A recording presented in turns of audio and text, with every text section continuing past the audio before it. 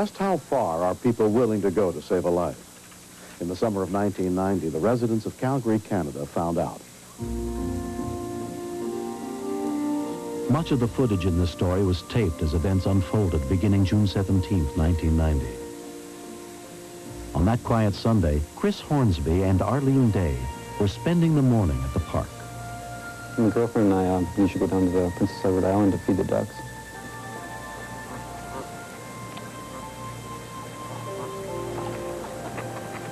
We were feeding a bunch of them, and there was this duck sort of far away. I noticed something was shining, reflecting off of its neck from the sun. We didn't see it quite at first, but when it came up closer, you could tell what it was. The duck had a six-pack beer holder around its neck. I felt worried. I wanted to help them. So we thought it was suffering, and you could tell when it was eating bread that it was having problems swallowing. We tried catching it all day, and to no avail. The duck was given a name, Ed. And the news media picked up his story. This is just one of many failed attempts to capture Ed the duck. People have tried luring him with breadcrumbs.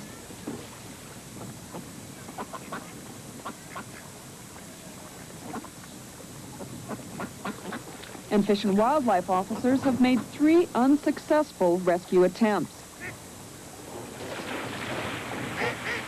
Fish and Wildlife Officer Jack Morrison was involved in the rescue effort. We received a lot of phone calls on different methods of how we should capture this duck. One suggestion, a fellow told me that I should take some grain and soak it with whiskey and maybe get the duck intoxicated. That was one. Another one was that you could dive underneath the water. And I believe somebody tried that by putting a scuba outfit and swimming under the water and tried to grab the duck by the feet by apprehending it from underneath. I don't think that was successful either. As word of Ed's predicament spread, Colleen Ferguson, a local television reporter, was sent to cover the waterfront. Once we started the story, we were in there for the duration. We were almost held hostage by that duck. Often you'll do stories that people watch, and that's nice, and they go on to the next thing. But this one really, really excited people. Everybody wanted that duck caught. You could tell it was stressed and wanted to be helped. Knowing that winter was coming up, we thought it definitely would not survive and would starve. But Ed just won't be caught. And that has a lot of people who've been watching him worried. Well, I noticed the first day when I saw him, he seemed to be one of the dominant ones, when we were feeding him. He'd chase the rest of them away, but now I notice that he's being chased away, and they're stealing his food because he can't get it down his throat fast enough. I can't see how it can be that difficult to get one duck with a net, because he's been so close to so many people, almost eaten out of their hands and that. It'd maybe take a little bit of strategy and capture him. You gotta try and make them come over here, man. Peter Anderson has been trying to catch Ed. He's worried the duck may strangle or slowly starve. He's got to get it wet, right? He's got to get it so soaked so it's like a Slurpee or something like that. So it just slips by the plastic. The plastic goes right in his mouth. Like it's terrible. It's like some kind of torture or something like that. It's terrible. Fish and Wildlife are going to make one more attempt to save Ed. They'll try using a special gun that fires a net over the duck. And they're hoping that will work because it could be Ed's last chance of being rescued. Colleen Ferguson, CBC News, Calgary. When all their attempts to capture Ed failed, the Fish and Wildlife Department called in an expert, Jeff Marley. See anything? Not yet. They contacted me because they knew that we manufacture a net launcher. They knew this net launcher has been used extensively for wildlife capture where you can't use tranquilizing darts, which would be out of the question for waterfowl. The dart would literally go right through the thing. First reaction was, okay, no big deal. We'll just go down and do it.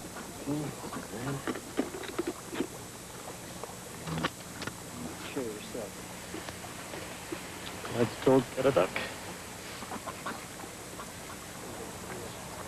At first, Jeff and his assistant, Ostap, were planning to trap Ed while he was napping on land. We didn't want to shoot him on the water. I didn't know if he was going to be buoyant enough to keep above water, if the net weights and the weight of the net would drag him under. So we much preferred to take land shots. There he is. So we'll just wait till he finds a piece of land and go from there. Yeah. The duck got very smart. You'd go down to feed them and try to lure them in fairly close, and all the other ones would come in, but the one that had the beer wrapper stayed his distance because numerous attempts had been made to capture him. He got smarter as the week went on. The next time we came down, I believe it was Thursday, he was on the bank, but very close to the water edge.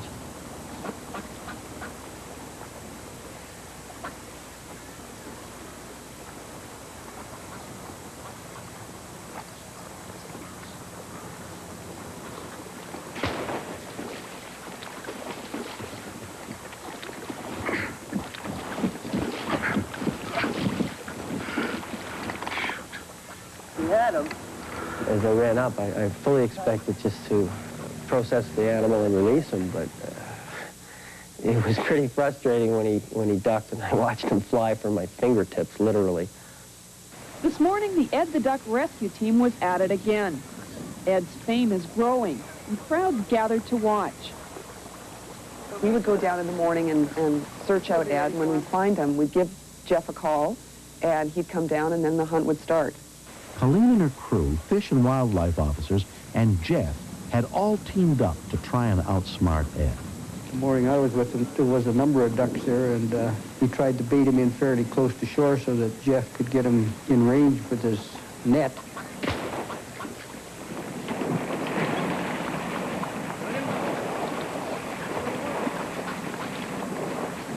We caught a duck, but not the right one.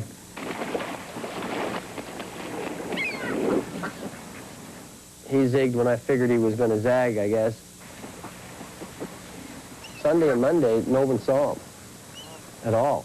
He wasn't taking any chances with anybody. He stayed his distance from all people. They phoned me on the Tuesday morning and said he was around. Come down, we think we can get him. I came down.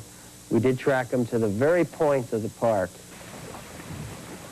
He was well within range. I snuck up on him, but he was so close to the main river current that I believe he would have, if I got him, net and duck would have been swept downstream, and we probably wouldn't have had any chance to rescue him at all. I don't think it's worth the risk. I mean, the whole idea is to save him, not drown him. I knew I'd catch him. It was just getting the right shot. The right shot presented itself on the Wednesday in an ambush Ostap and I had set up. He pushed the duck up the river with, light harassment, and the duck fell for it. He came perfect right in front of me.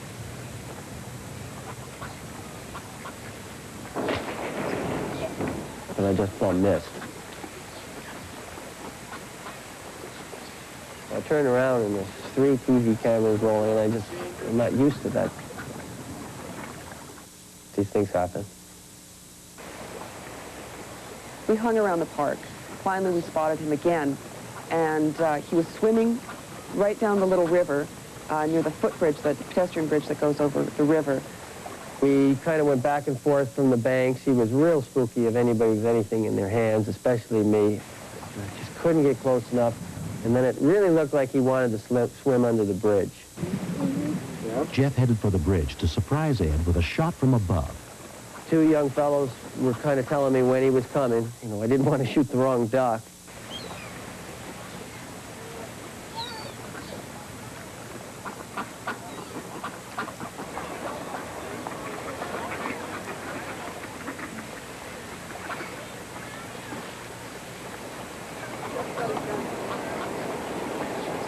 Through him, Jeff.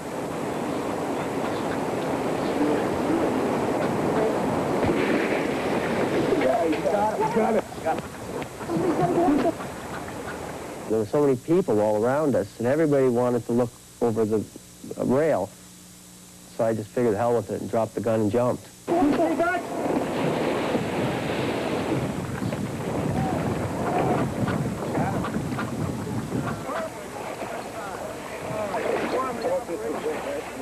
We were still under the impression that the river was about 5 feet deep. It wasn't 5 feet deep, it was just over my knee. I gotta sit down. I had more or less planned to land on my butt, and I landed on my left leg, and I knew right away that I had done some damage. Colleen, do you want to cut this off his neck? Start it nice and easy. Ed was really, really scared because he was quiet. I think he almost knew that we were helping him out. Okay, that's beautiful. That's it, man. Hang on there, Ed. Hang on. Where's my bag? Hang on. Hang on. It was amazing, and I thought, this is it. He's going to finally be free.